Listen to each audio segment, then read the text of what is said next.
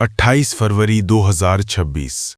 Calendar की ये तारीख इतिहास के पन्नों पर सामान्य स्याही से नहीं बल्कि जलते हुए बारूद और पिघलते हुए लोहे से लिखी जाने वाली थी।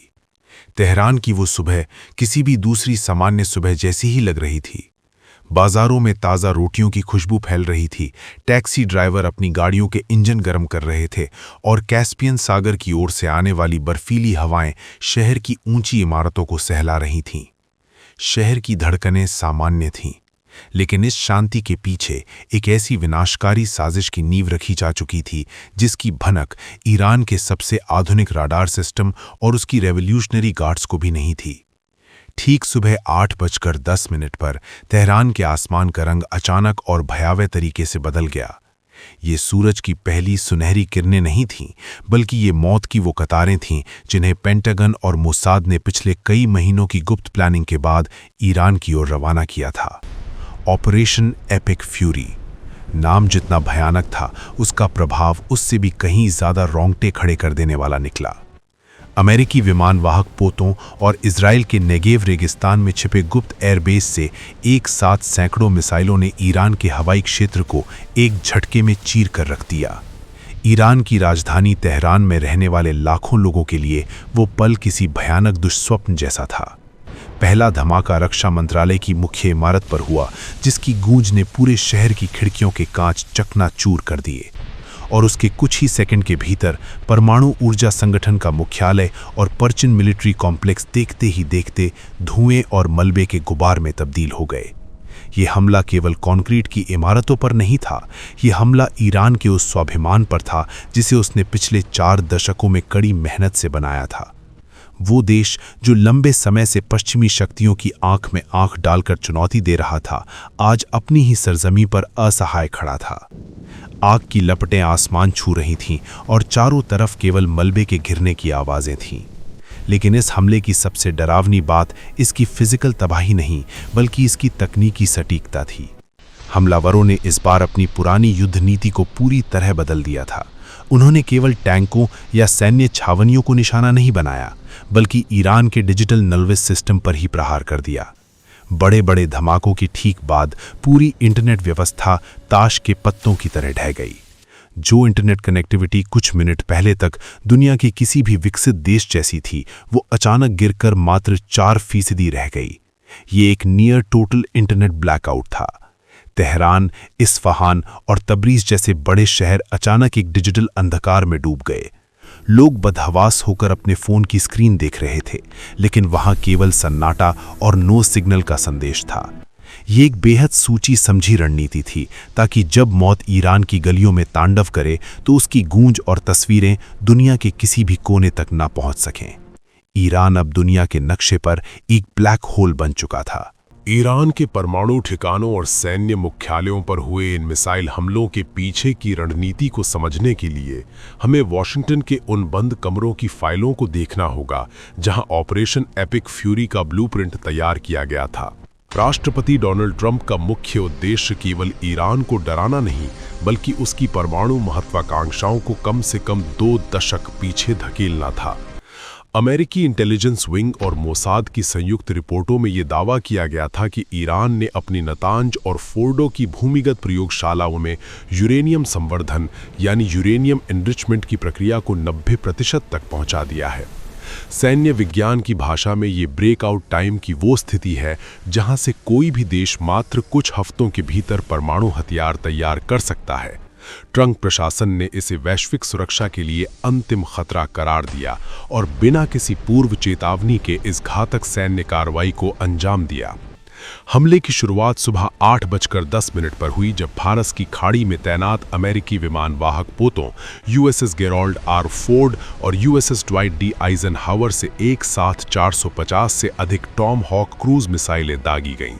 इन मिसाइलों की मारक क्षमता इतनी सटीक थी कि इन्होंने ईरान की बावर 373 और रूस द्वारा दिए गए S-300 एयर डिफेंस सिस्टम को सक्रिय होने का मौका भी नहीं दिया। जैसे ही ये मिसाइलें ईरान के हवाई क्षेत्र में दाखिल हुईं, अमेरिकी साइबर कमांड ने एक साथ ईरान के पूरे मिलिट्री डेटा सर्वर पर हमला बोल दिया। इस डिजिटल हमले ने ईरान के रडार स्क्रीन को पूरी तरह से ब्लैंक कर दिया, जिससे उनके एंटी एयरक्राफ्ट गन और मिसाइल इंटरसेप्टर दिशाहीन हो गए। इस हमले के पहले 12 घंटों के भीतर जो जान माल का नुकसान हुआ, उसका आधिकारिक डेटा किसी भी आधुनिक युद्ध के इतिहास में सबसे भयावह है। शुरुआती आंकड़ों के अनुसार करीब 5200 सैन्य कर्मियों की मौके पर ही मौत हो गई। इनमें इस्लामिक रिवॉल्यूशनरी गार्ड्स की कुद्स फोर्स की 14 से अधिक उच्च पदस्थ कमांडर और रणनीतिकार शामिल थे। ये अधिकारी उस समय तेहरान के बाहरी इलाके में स्थित पर्चिन मिलिट्री कॉम्प्लेक्स के एक सुरक्षित बंकर में आपातकालीन बैठक कर रहे थे, लेकिन हमलावरों ने GBU-57 मैसिव ऑर्डिनेंस पेनिट्रेटर जैसे बंकर बस्टर बमों का इस्तेमाल किया, जो कंक्रीट और फौलाद की 60 फीट मोटी परतों को चीरकर अंदर फटते हैं। मलबे के नीचे दबे इन सैनिकों और अधिकारियों को निकालने का कोई रास्ता नहीं बचा था, क्योंकि उनके ऑक्सीजन और संचार के सारे रास्ते पूरी तरह से सील हो चुके थे। लेकिन इस सैन्य अभियान की सबसे बड़ी और दुखद कीमत ईरान के आम नागरिकों को चुकानी पड़ी। भले ही पेंटागन ने इसे प्रिसिजन स्ट्राइक कहा था, लेकिन तेहरान, इस्फहान और तबरीज जैसे सघन आबादी वाले शहरों में मिसाइलों के फटने से जो शॉक वेव्स पैदा हुईं, उन्होंने आसपास की रिहायशी इमारतों को मिट्टी में मिला दिया। शाम तक की रिपोर्टों के अनुसार 13,400 से अधिक नागरिकों की जान जा चुकी थी।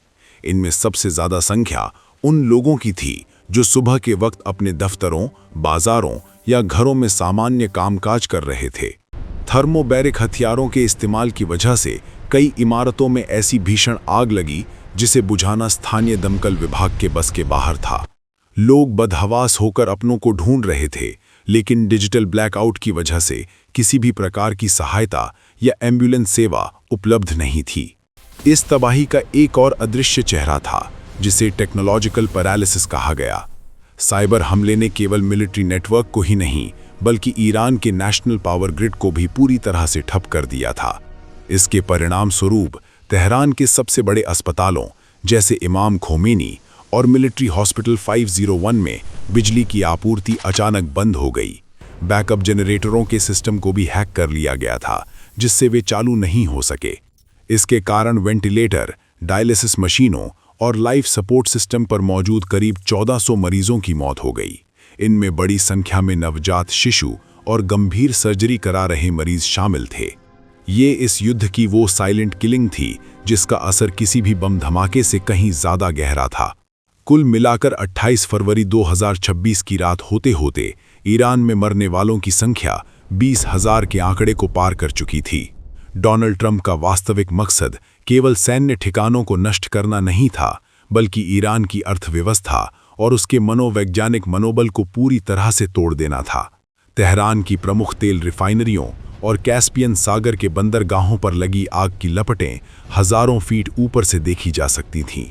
ईरान का कच्चे तेल का उत्पादन, जो उसकी अर्थव्यवस्था की रीढ़ है, शून्य पर पहुंच गया।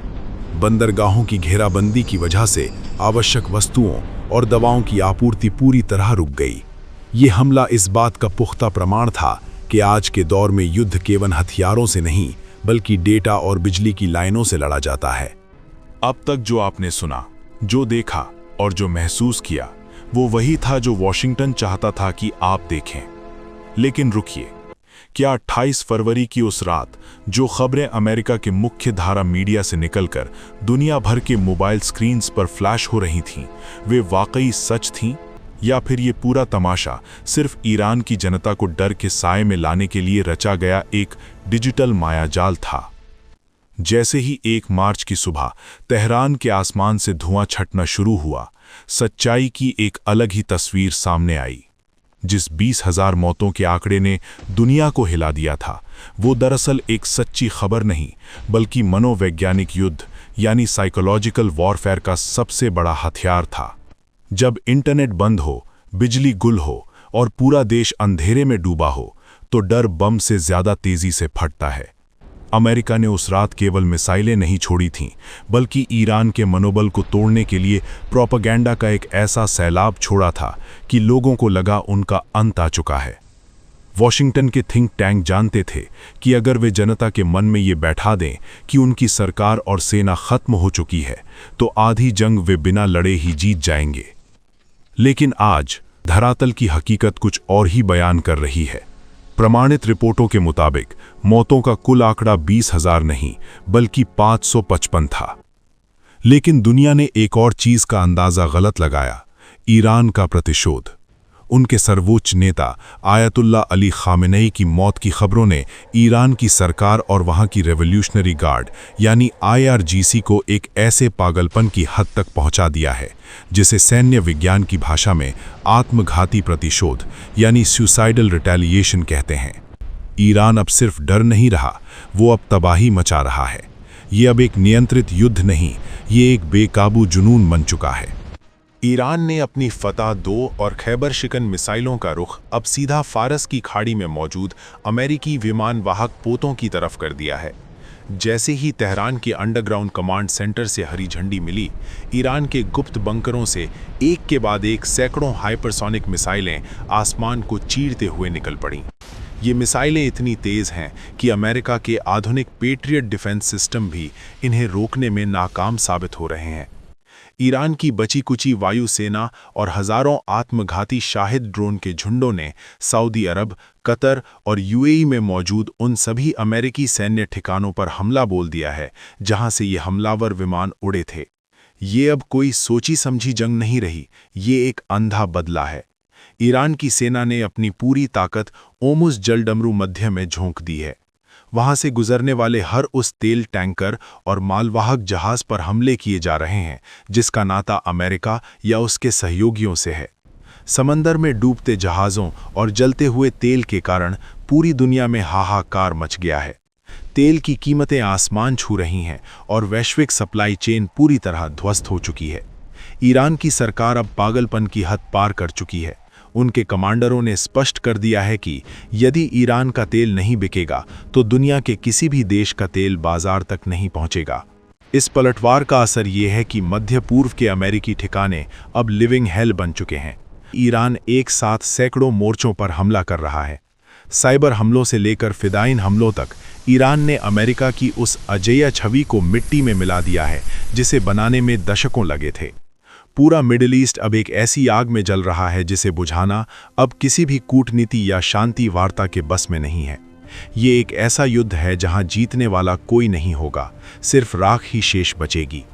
ईरान ने साफ कर दिया है कि वे आखिरी सिपाही तक लड़ेंगे, चाहे इसके लिए उन्हें पूरे क्षेत्र को राख ही क्यों ना करना पड़े। लेकिन इस पूरे तमाशे के पीछे का असली चेहरा क्या है? असली चेहरा है अमेरिका की वो वैश्विक दादागिरी जो हर कुछ सालों बाद किसी नए देश को निशाना बनाती है। पहले वेनेजुएला और अब ईरान। पैटर्न एकदम साफ है।